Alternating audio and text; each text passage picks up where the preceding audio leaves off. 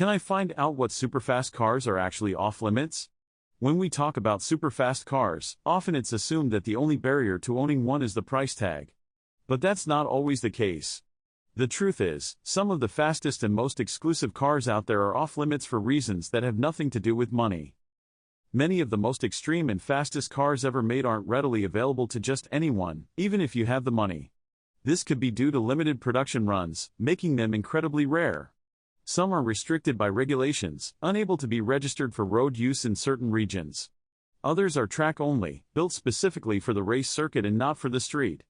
Then there are those that are concept-only, remaining as prototypes or show cars that never make it to production. Let's look at some examples. The Aston Martin Valkyrie, for instance, is a highly exclusive hypercar that's not just limited in production but also comes with a hefty price tag and specific requirements for ownership. Then there's the Mercedes-AMG Project 1, a Formula One-inspired car that's not only pricey but also track-only. The Pagani Huayra BC is another example, a highly customized and limited production hypercar that's both rare and expensive. We also have concept cars like the Lamborghini Sesto Elemento, which was never meant for production but showcases the brand's most extreme capabilities. One car that perfectly exemplifies the off-limits concept is the McLaren Speedtail. This hypercar is not only limited in production but also comes with a significant price tag and specific requirements for ownership. What's fascinating about the Speedtail is its blend of road legality and track-focused performance, making it a rare gem that's both on and off-limits at the same time.